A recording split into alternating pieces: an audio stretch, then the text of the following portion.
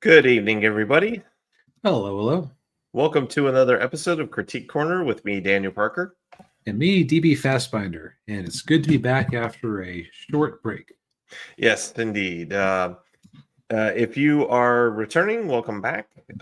If you're returning, welcome back. Man, I've only been off for a week and I'm out of practice.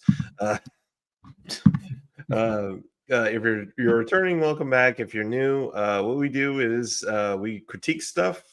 We usually do something older or classic, and also something newer and contemporary. Usually, we start off with something new and contemporary, and then go with something classic. But we're reversing the order because we probably have more to say about the our new quote unquote movie. It was made. It's only 10 years old, and so It's just in the bubble for what we consider vaguely contemporary. Yes, yeah. If I remember when the movie came out in the theaters, I mean, vividly, I would consider that new. Right. Yeah. So for our classic review, we watched Fletch. Fletch, which is a movie that I first heard of on Family Guy, where they had the Dyslexic Movie Film Association presents Felch. Yeah. Yeah, and I heard about it actually watching Scrubs. The two guys on the show, JD and Turk, this is like one of their favorite movies. You know what? Since both of them are kind of goofs, and yeah, I guess I can see that being the case. Like, Yeah. it feels in character for them. Yeah. Um, yeah, so Fletch stars Chevy Chase as an investigative reporter named Erwin Fletcher, although he goes by Fletch because he doesn't like being called Erwin. And he works for like a very small time newspaper. And now, is the newspaper called Jane Doe, or was that his pen name? And that was his pen name. Okay. He writes under the name Jane Doe, and he says it's better than Irwin.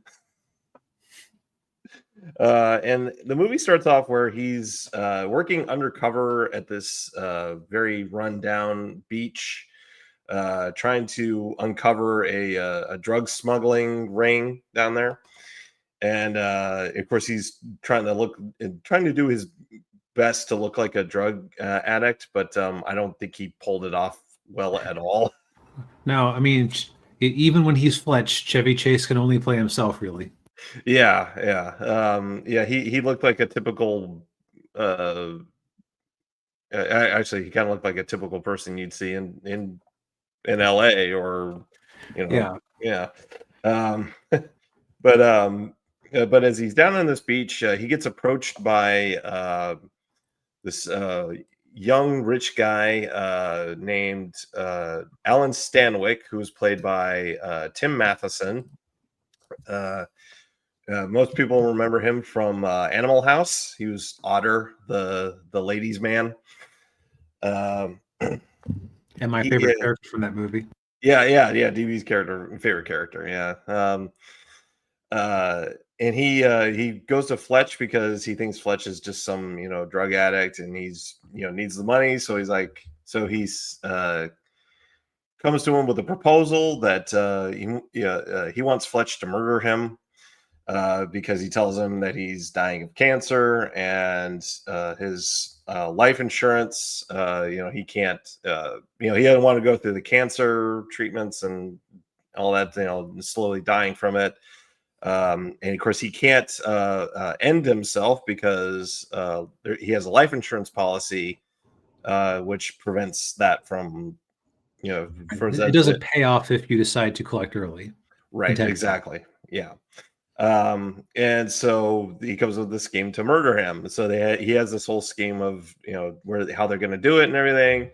And of course, Fletch is like he agrees to it, but being the investigative reporter that he is, he knows there's more going on than what he's being told. And that basically kicks off the whole movie where he's he's trying to, he finds out that Stanwyck isn't actually dying, and whole rigmarole of him, going around. Basically playing private eye without being a private eye. Exactly. Yeah. And of course, also along the way, he starts to, in his own weird Fletch way, starts seducing Stanwyck's wife. What was her name? Gail. And yeah, and then you have, of course, you have this other subplot with the with the drug stuff and corrupt police and everything. And I will say, I thought the subplot felt a little unnecessary. Right. I mean, Yeah, I guess it kind of explains why he's at the beach looking a bit disheveled. So Stanwyck would think he needed it or needed the money. Yeah. Or be desperate enough to do it. But yeah, I think that the actual plot of the movie is entertaining enough. I think where this comedy kind of fails is in the comedy, personally speaking. Yeah. I'll be honest. I'm really not a fan of Chevy Chase just on his own. I like him better when he's got somebody to play off of, like Three Amigos, or even the vacation movies when he's got he's either Beverly D'Angelo or Randy Quaid. Just him on his own, it's just Well, I mean, the thing is that the aura he always gives off in all of his roles is that he's kind of a self-involved jerk. Which is basically Chevy Chase in real life. Yes. And so the thing is, self-involved jerk, you kind of need somebody to play off of. Yeah. Or the jokes have to be really top tier. And I could think of two good lines in the movie, and they were both just they were both. I'll just tell them both right now. You could tell me if you think they're thigh slappers. Okay. So first one is he's at this country club as he's doing his investigation, and he is told that or he's pretending to be somebody's guest.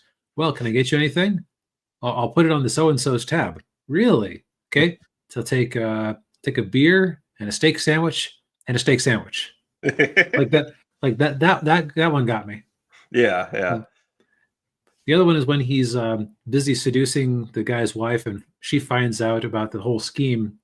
He says, "Hey, you've been through a lot. You should go lay down, and I'll fill you in." Yeah. Go lay down on the bed, and we'll lay down on the bed together, and I'll fill you in. That's it. Yeah.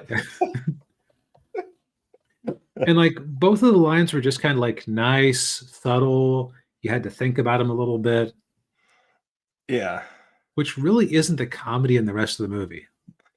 Yeah, I will say the other part that was funny, and I think it's the scene that probably gets mentioned the most is when he's in the doctor's office, and they're doing Moon River. When he's getting the colonoscopy. Well, he's getting a proctology. See, procto, yeah. Yeah, he's like, "Why you using the whole fist there, Doc?" Yeah. But most of the rest of the comedy, okay, so it's if you're a comedian, or if you have a comedic character say Deadpool,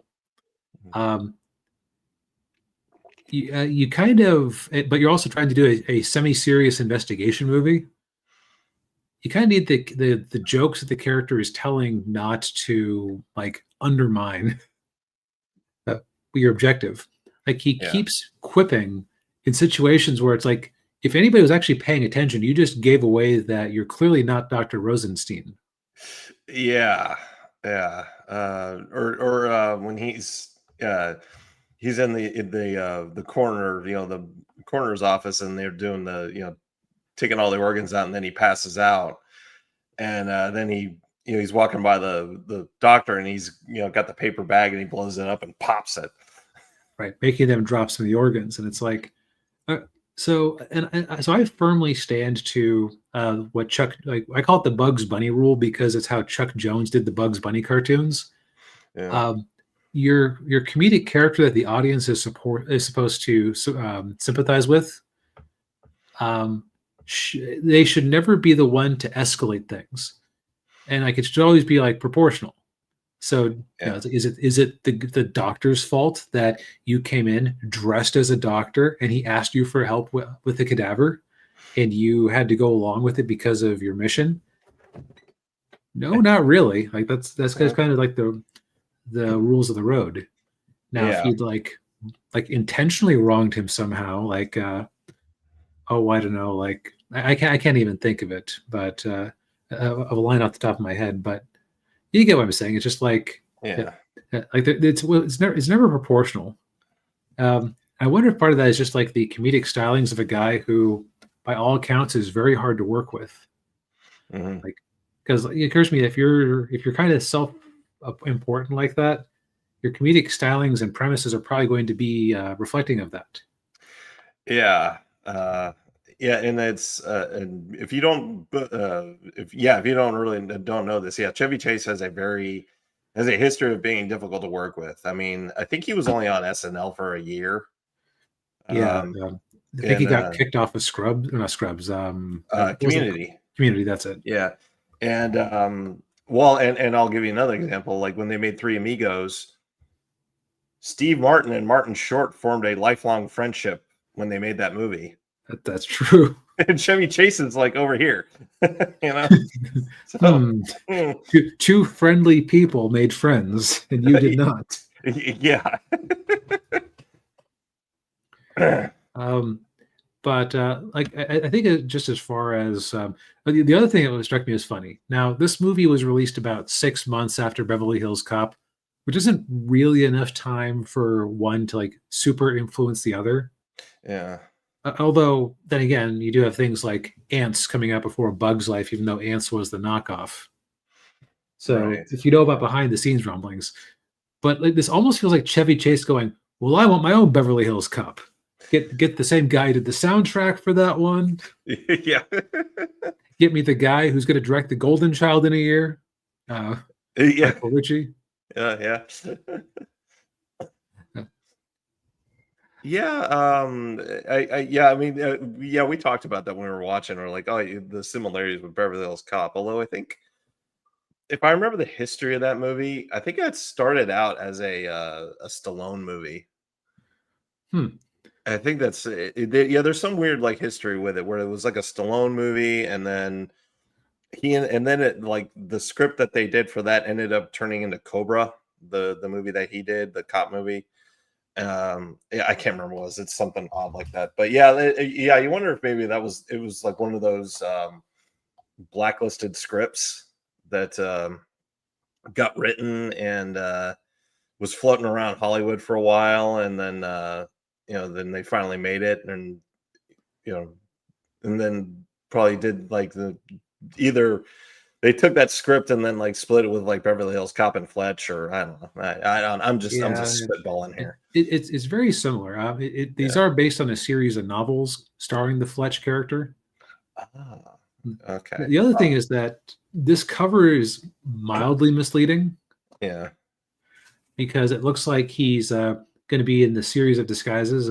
Specifically, neither of us remember the hockey scene at all. Yeah. I think it must have just been a passing fantasy of his. The basketball one was like this really long vignette in the middle of the movie where he was imagining, like he's a obsessive basketball fan, and he's kind of imagining himself as one of the players. And like the sportscast going, and this young youth from Harlem. Yeah. Okay, so the joke is that Chevy Chase is in fact not black, but his character in his fantasy is a young black basketball player. Yeah. You might go so far as to say he was born a young black child or a poor black child, Yeah. to quote a much better movie. Yes. And hey Ninja, good to see you. Hey, man. Um, but yeah, and yeah, and the disguises that he did were kind of like it also kind of like didn't really land very well, especially when he was doing the mechanic one. Oh God, that overlong scene. Yeah, In fact, Yeah, if I'm going to describe most of these scenes, it would probably be, oh, that overlong scene. yeah, and the editing I thought was really weird too. Like they were doing these weird cuts in some of these scenes. There's one scene that I think it's like after the whole thing with the doctor or whatever it was, and then they quickly cut to him sitting in an office wearing a completely different outfit, and he's got a band-aid in his nostrils. And he's talking to the father-in-law of Stanwyck, who's played by the oh god, what's his name? Uh Kenneth Mars, who was in he was in a lot of Mel Brooks movies. He was in like he's the guy who wrote Springtime for You Know Who in The Oh, Producers, okay. and he was also the police constable in Young Frankenstein. Um, but yeah, they cut to that scene, and I just like it just was really jarring. And then at the end of the movie, when they cut to the scene when he's breaking into Stanwyck's house, it was just like a real quick, like it was almost like there was something happening before that, and they just like quickly jumped to it. It was really jarring. That I didn't pick up on, but that's probably because I was just mildly. This is not a very entertaining movie, unfortunately. Yeah. Although and I can't I really don't understand how this got a cult following. I guess it's like nostalgia or you know. I guess. Okay, so I'm going to say something kind of mean. There are a lot of assholes in this world, and it Mhm. occurs to me that some movies that just don't make sense probably are written to appeal to them as a core demographic. Yeah, that could be it. Yeah. Oh, yeah. Yeah, so it's like, yeah, those are the three good lines of the movie, and none of them are that hilarious. Yeah. Um, and I think that honestly, I would have enjoyed that plot well enough if it was just like just have an actual PI character and take the plot a bit more seriously. Because yeah, it's got some interesting twists and turns. But it's a bit overcomplicated, probably because they were taking time out to have him. Again, like I just kind of emphasize how much he kept undermining his disguises with his need to quip all the time. Yeah. Yeah. Oh, I'm Actually, Dr. Rosenpenis. I'm sorry, Rosenstein. yeah, yeah. Uh, It wasn't it's funny. It yeah, didn't help your scheme at all. So it's like, yeah. Actually, the movie that did it a lot better, they asked that aspect of like an actual PI who uses disguises, was Who's Harry Crumb with John Candy. I haven't And good seen luck. that one. It's pretty good. It's a pretty funny movie. Good luck finding it though. I think I might have it on DVD, but it didn't get a Blu-ray release, and I don't think it's not streaming anywhere. Huh. Yeah. But that movie did the whole the PI different personas aspect of it a lot better than this movie did. Well, I mean, it And does have the unfair advantage of having John Candy. that's true. Yeah. um, the other thing too, so I was looking at Wikipedia, I'm looking at the box office. So this movie actually came out just before I was born. Um, May 31st, 1985. I'm June 3rd, 1985. And it came in second behind Rambo First Blood Part 2. It did 7 million its opening weekend, and it did 50.6 million in North America. Total of okay, just under 60 million on I don't know what the budget was, but I mean that's a pretty good haul. And it That's only about like 8 or 9 million less than Fletch made, and it's not a total run around the same time. which I was Oh, were you talking about Fletch? I thought you were talking about the John Candy movie. oh no, I was talking about Fletch. Yeah, Fletch Okay, did that. I okay, don't know what my the bad, my bad. oh no yeah, okay. Uh, uh, uh, Yeah, I don't know what the John King. I don't know who is Harry Crumb did. I don't that if I remember right, like a lot of Candy's movies didn't do very well box office wise, yeah. sadly. Now, I do find it funny that yeah, it just tells you how different the box office was then versus now, where it's like, oh, this was one of the top 50 movies of the year, and it's like, did they even come out with 50 main movies this year, like major movies this year? Yeah. Yeah. Well, different time, I guess. But yeah, this movie's on Netflix. In case anyone's interested. No, we've done such a good job of talking it up. Yeah, I know. Yeah, so we started with this movie because it was just going to be but this movie is more of a Yes, The Martian, starring Matt Damon. Matt Damon. Matt Damon? Yes. Yeah, this movie has been kind of on my radar for a while. Partially because I grew up a real kind of a big NASA geek, and still really like I still love NASA. I mean, if a documentary about one of either the heyday of NASA in the 60s and 70s is on, like I'll probably watch it. And so this movie seemed interesting to me, and mainly because it's about as Matt Damon plays was it John or Mark? Mark. He plays Mark Watney, who's a member of a six man crew on mission on Mars, and then he gets stranded. And my biggest question was like, well, how the hell did he get stranded on Mars? Because usually like NASA, like they have it has so many like redundancies and so many like protocols that like that would be really hard to do.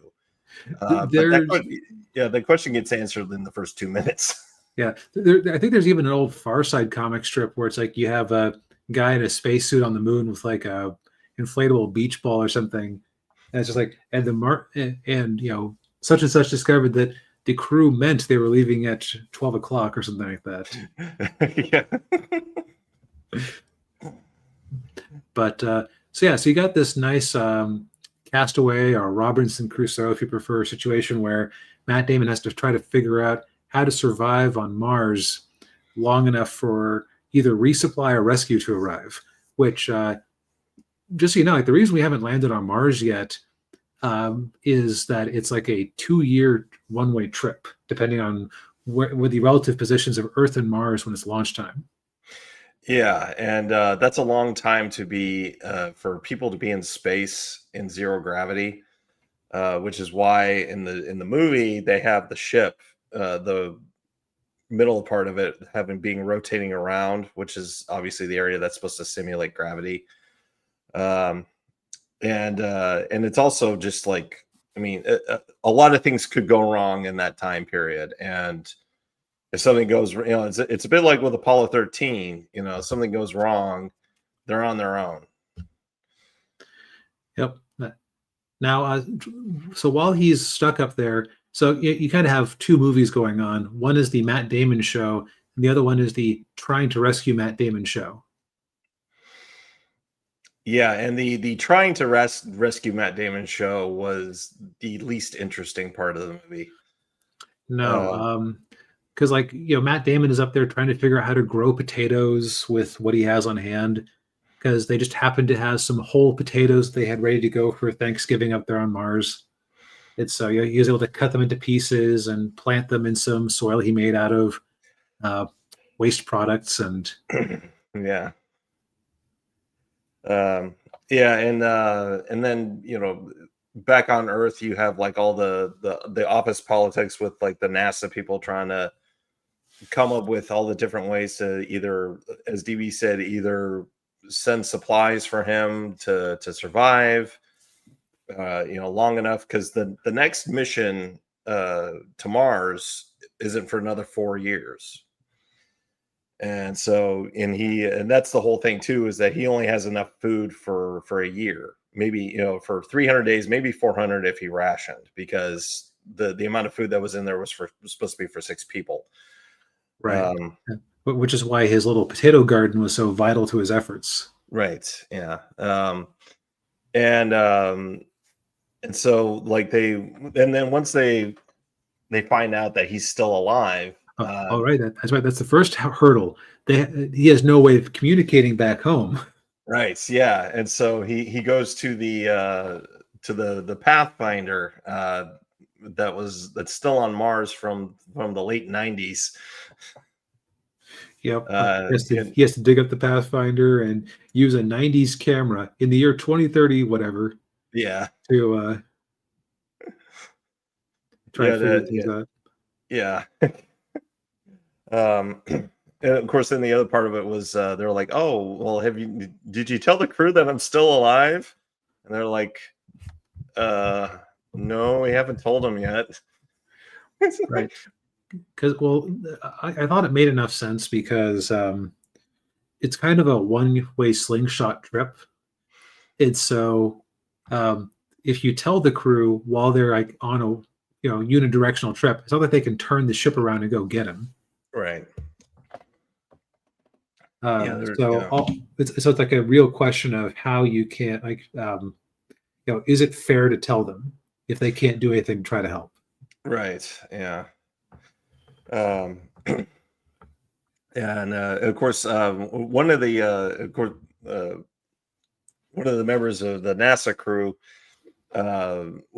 wanted to tell him, and that was the flight director, was played by Sean Bean, who doesn't die a horrific death in this movie, but his career does. His career does, yeah.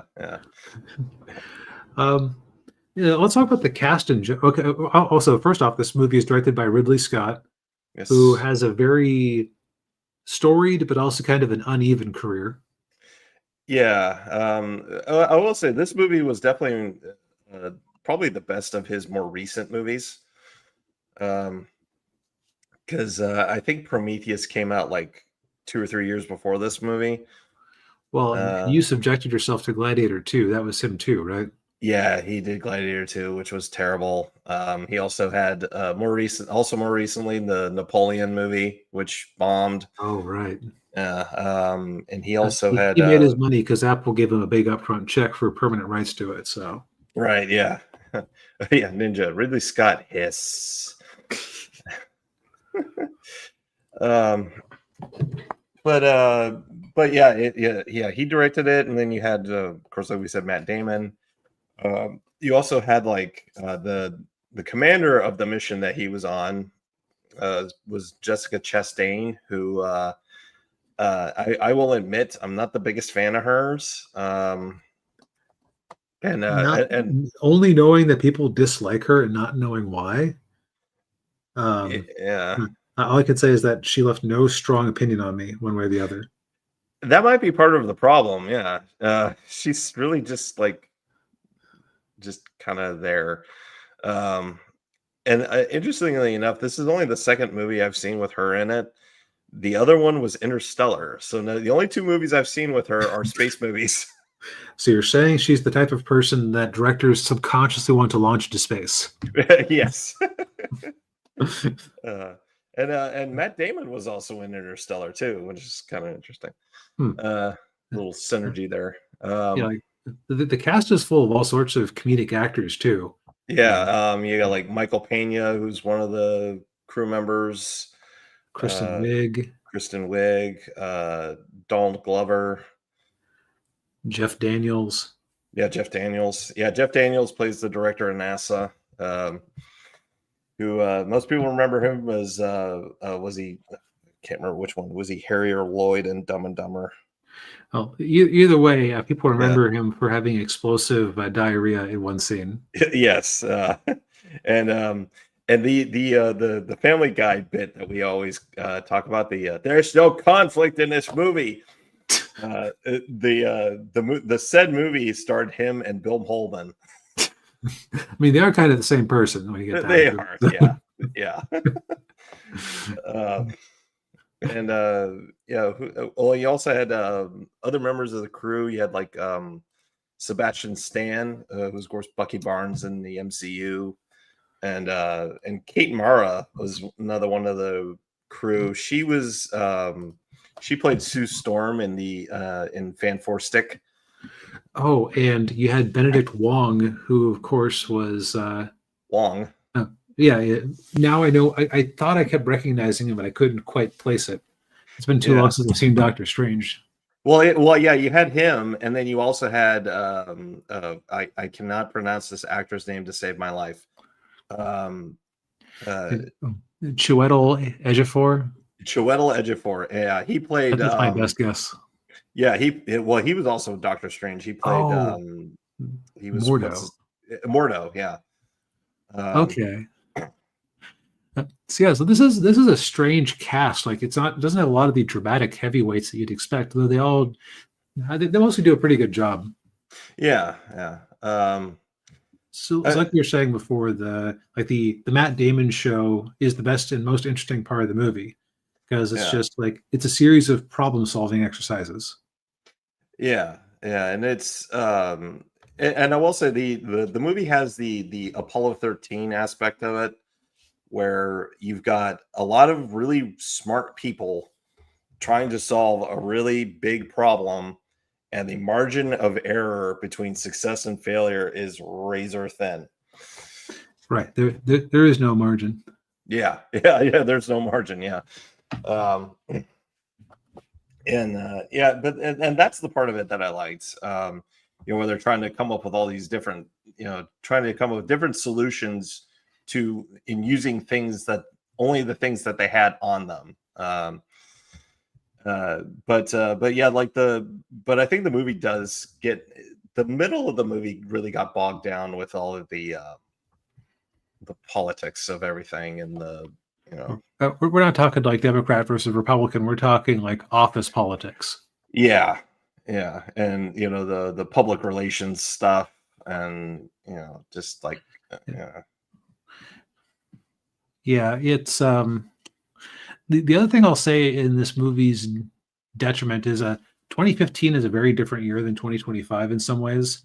One of those ways is that, of course, at one point NASA screws up, and by coincidence, one of the members of NASA has a relative at the Chinese Space Agency, which, boy, does that seem like a possible conflict of interest.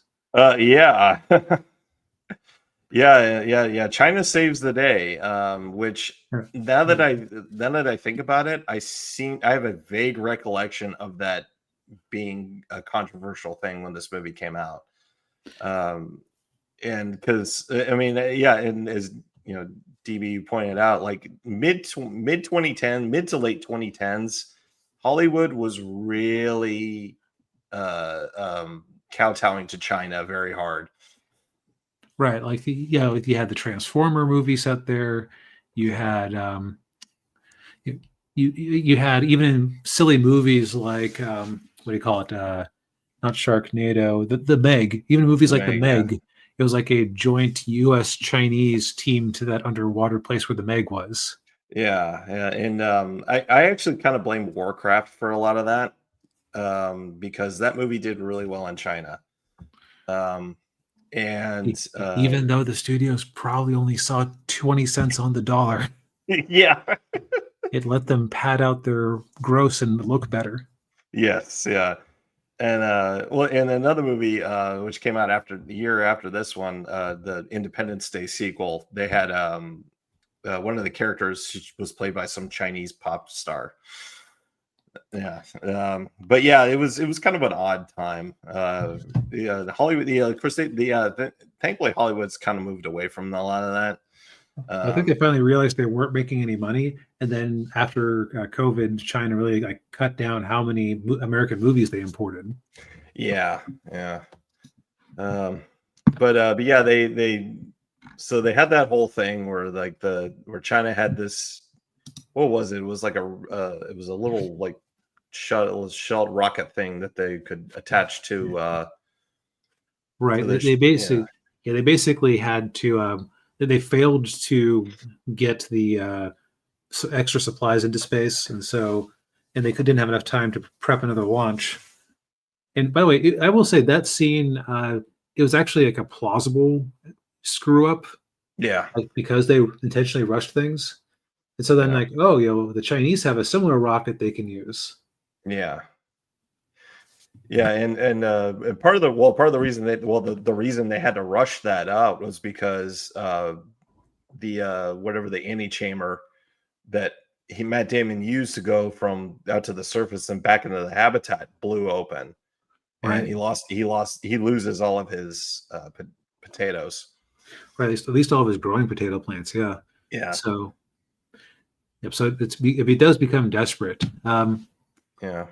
the other criticism I had is that the sensibilities and dialogue are very raw, bacon narwhal, Reddit is amazing type Yeah. humor, or quipping, I should say.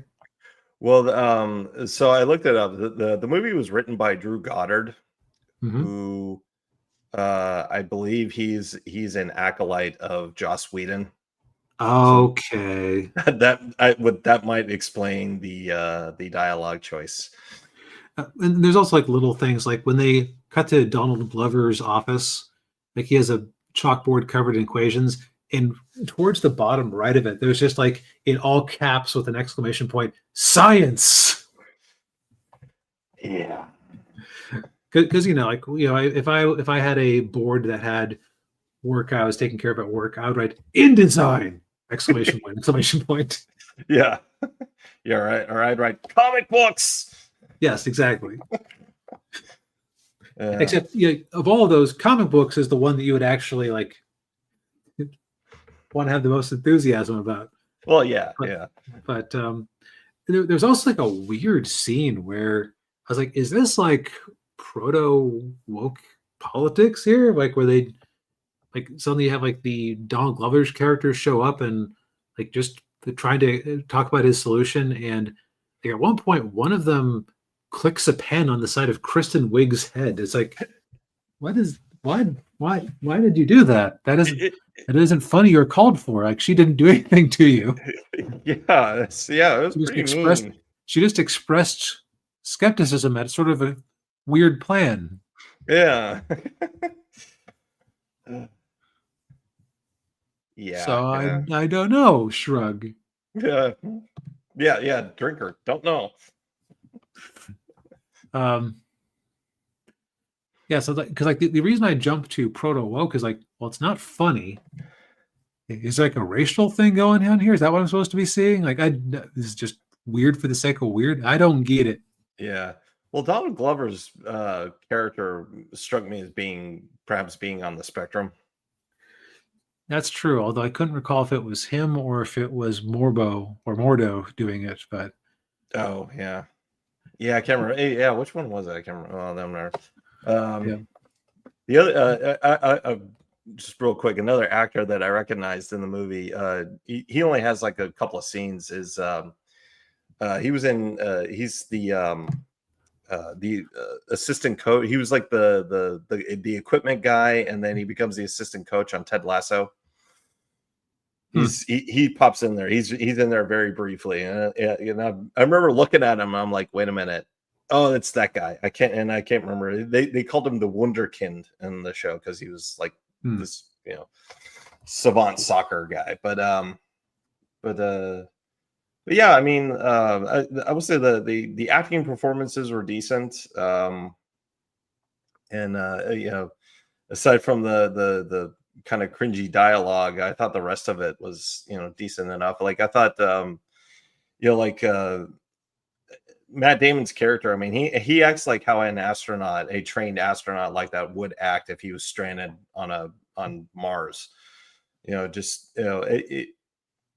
were a couple of moments where he kind of where he loses cool, but more often than not, he stayed pretty level-headed, and and he, of course, a lot of it too was he was recording logs, and that's where I think that was what I think to use a Castaway comparison, the log, him recording all the logs that's him talking to Wilson, Right. yeah.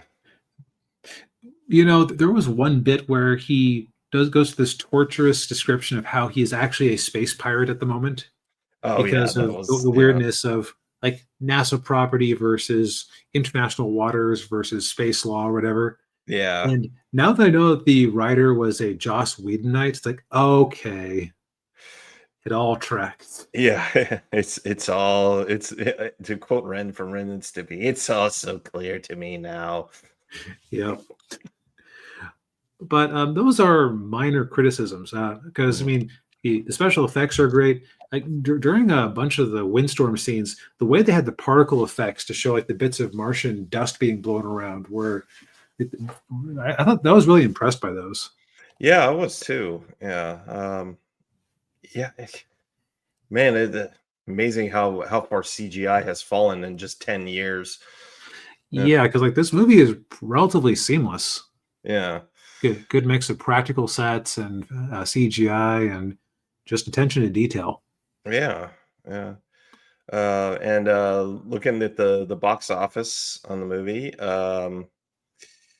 it did it did 630 million overall Wow. on a budget of 108 million. Yeah, that's around like modern Superman levels for half the cost, even before you account for inflation. Yeah. uh yeah. But yeah, I think that we both recommend this movie. My criticisms are just things that stuck out. I think that a tighter cut of this movie that had like 15 minutes excised would have been perfect. yeah, yeah. If they got the running time down to closer to 2 hours, would probably be much more manageable than the almost 2.5 hours that it was. I think I would have also preferred if they'd had more emphasis on the Apollo 13 style problem solving Yeah, rather than the office politics and like perception and everything. yeah, yeah. Because if I remember correctly, I think Apollo 13 had the same running time as this movie. So Which I you, haven't seen that in many years, but I recall that movie having way more excitement oh, it did. Yeah, it did. on the Earth scenes. I mean, Yeah, yeah. Oh, yeah, yeah. Because with all the mission control guys. Yeah, yeah. oh yeah, okay. Here's another thought that just occurred to me. Um, if they wanted to have some human drama, just give Matt Damon's character a wife back home or something, because it seemed like he was just like adrift. Yeah. Now that I think about it, Yeah, they mentioned his parents, but that's it. There was no mention of them being married or girlfriend or anything like that. Which I wonder why they did that. I guess just one less thing to yeah, I in guess there. I guess the other thing is you could argue that if you had a possible weak spot like that, it could have disrupted his chill. Right. Yeah. Yeah, he'd be thinking about his wife the entire time. Yeah. Right. So it's yeah, that might have been a way to add some human element to the Earth scenes, but again, like it takes like an A movie down to like maybe a B plus if I'm being really nitpicky. Yeah. Yeah. But Yeah, I'd say B. Yeah, B plus is a good rating for this. Yeah. 8.5 out of 10. Yeah. you know, but yeah, it is currently on Netflix. Yeah. Yeah. Well, I think we've said all we need to say for tonight. And possibly more than that. Yes. Well, thank you everybody for tuning in. We appreciate it as always. Indeed. Hit the like button, subscribe to the channel if you haven't already. Ring the bell. All the Buy good some YouTube stuff. all the good YouTube stuff. Yeah, and buy some books. Links in the description. And we'll see you next week. Bye, everybody. Good night.